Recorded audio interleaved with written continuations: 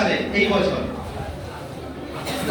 একটা জিনিস তোমরা কথা বলো না, একটা কথা তোমাদের মনে রাখতে হবে, কারেন্ট অ্যাফেয়ার্স, জেনারেল নলেজ, একেবারে সাম্প্রতিক ঘটে যাওয়া ঘটনাগুলো, পাস্ট ইজ পাস্ট, মনে রাখার কি দরকার? এই থিওরি নিয়ে আমাদের চলতে হবে না।